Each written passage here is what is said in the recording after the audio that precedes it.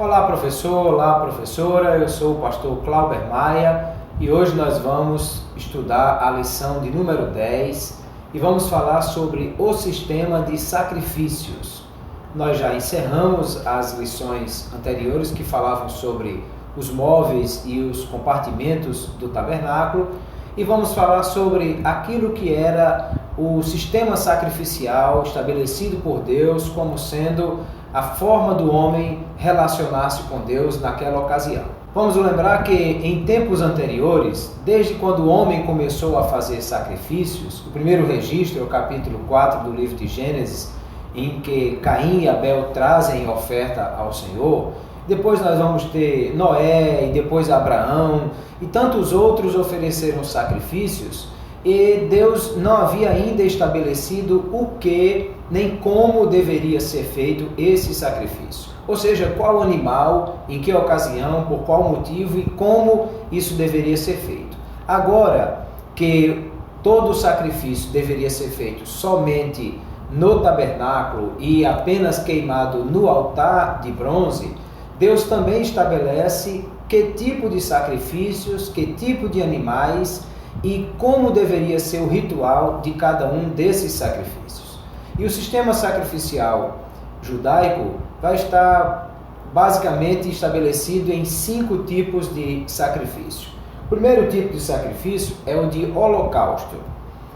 O sacrifício de holocausto era uma oferta voluntária, ou seja, era uma forma do homem expressar sua adoração a Deus. Quem oferecia um sacrifício de holocausto estava buscando aproximar-se de Deus. E o sacrifício de holocausto, ele tinha os animais específicos que deveriam ser utilizados. Quase sempre um animal macho, um animal de porte médio, que poderia ser um carneiro, poderia ser um bode, e ele era oferecido e tudo era queimado, com exceção somente da pele e do casco que era retirado, mas toda a carne era queimada e virava cinza. E no caso do holocausto havia uma identificação também do ofertante com o animal que era oferecido naquele momento. Ele impunha as mãos sobre a cabeça do animal e ele mesmo imolava o animal. O sacerdote recolhia o sangue e aspergia sobre o altar, partia o animal em pedaços e colocava o animal sobre o altar e queimava, e era chamada oferta de cheiro suave. Quando o animal queimava, subia a fumaça aos céus e Deus recebia aquele sacrifício como adoração ao Senhor, como uma forma do homem chegar-se a Deus. E esse era um sacrifício de oferta voluntária, ou seja, o homem não era obrigado a fazer. Ele oferecia quando queria e quando achasse que precisava aproximar-se mais de Deus. E nesse sacrifício nada era aproveitado porque todo o animal era queimado. O segundo tipo de sacrifício era chamada oferta de manjares. A oferta de manjares era principalmente cereais. Ela era uma forma de gratidão, não somente adoração como no holocausto, mas uma forma de gratidão, porque normalmente era após a colheita, o homem trazia parte daquilo que ele colheu para oferecer ao Senhor. A oferta de manjares era chamado sacrifício não cruento, porque não havia sangue, era somente cereais que estavam ali sendo oferecidos a Deus. E nesse caso, ele poderia ofertar a espiga, que podia ser assada, ele podia ofertar a farinha, a flor de farinha, como era chamada, a farinha fina, a farinha mais especial, quando ele colhia o trigo, por exemplo, ou ele podia preparar bolo e trazer o bolo para ser queimado. No caso da oferta de cereais, da oferta de manjares, apenas parte da oferta era queimada. O restante da oferta era para o sacerdote receber como alimentação, ou a farinha, ou as espigas, ou o bolo já feito. E nesse caso, tanto a farinha, quanto o bolo, quanto as espigas, deveria ter azeite. Nunca era o alimento seco que era queimado, mas sempre misturado com azeite ou ensopado no azeite para poder ser oferecido a Deus e era, como disse, uma oferta de gratidão. Quando o homem poderia oferecer isso? Todas as vezes que quisesse. E todas as vezes que ele colhia, era natural que todos trouxessem uma oferta para Deus. Também através dessa oferta de manjares, Deus provia o sustento para os sacerdotes, porque apenas um punhado ou parte do bolo era queimado e todo o restante da oferta era para o sacerdote levar para sua casa e comer com a sua família. O terceiro tipo de oferta era a oferta pacífica, oferta de paz, ou seja, uma oferta de gratidão a Deus, que era oferecida quase sempre ou como ação de graças ou como um voto feito ao Senhor. Quando alguém queria alguma coisa de Deus ou de alguma forma queria fazer um pacto, um concerto com Deus em algum negócio, ele votava, ele fazia um voto de oferecer a Deus alguma coisa naquela situação, ou quando recebia de Deus um favor, uma graça, um benefício, ele queria agradecer a Deus e fazer algo em ação de graças. Aí se chamava oferta pacífica. Era um animal também que era trazido. O ofertante também punha as mãos sobre a cabeça desse animal para interagir com ele nessa situação, porque o ofertante é quem estava querendo agradar a Deus e agradecer ao Senhor, mas era o animal quem morria em lugar dele. Essa também era chamada uma oferta de cheiro suave, porque era queimado o animal e subia para Deus. Mas também, a exemplo da oferta de manjares, nem tudo era queimado. Apenas a gordura era queimada e algumas peças internas, alguns órgãos internos que eram queimados também ali. Lembre que a gordura ela tem um fator muito interessante. Quem já fez um churrasco, assou carne, sabe que quando a gordura bate no fogo, faz o fogo elevar. E também o cheiro, se alguém queimar só um pedaço de gordura na churrasqueira, o vizinho fica pensando que é um churrasco que você está fazendo, mas é só gordura que você está queimando, porque a gordura queimada não só provoca a fumaça, como o cheiro. Então, por isso também era oferta de cheiro suave, a ideia do cheiro subindo e a fumaça subindo, mas a ideia da oferta pacífica era apenas uma gratidão a Deus e uma ação de graças. Tanto que aqui se diz, lá em Levítico, que podia ser também uma fêmea, podia ser um carneiro ou uma ovelha, uma cabra. E nos outros sacrifícios não. No holocausto sempre se dizia que era um macho. O sacrifício era de um animal macho. E no caso da oferta pacífica poderia ser também uma fêmea, porque era aquilo que você tem em suas mãos. E a ideia da oferta pacífica não era apenas um exercício de gratidão para com Deus, para falar da minha comunhão com Deus, mas também para falar da minha comunhão com os meus irmãos, porque apenas parte daquele animal era queimado ao Senhor e parte era preparada uma refeição que o ofertante comia junto com o sacerdote.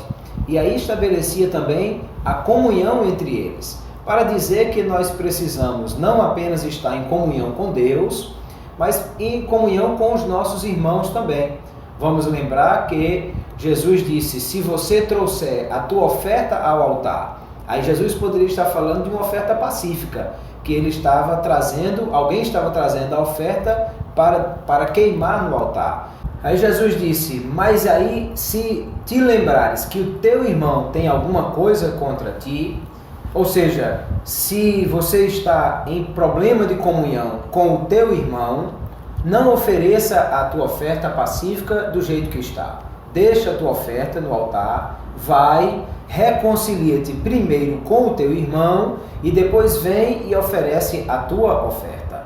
Porque a ideia da oferta pacífica não era que eu tivesse apenas em comunhão com Deus ou agradecido a Deus, mas também em comunhão com os meus irmãos. Por isso o ofertante repartia a refeição com o sacerdote para mostrar a comunhão que estava tendo entre eles, que ele estava em comunhão com Deus e em comunhão com os seus irmãos também.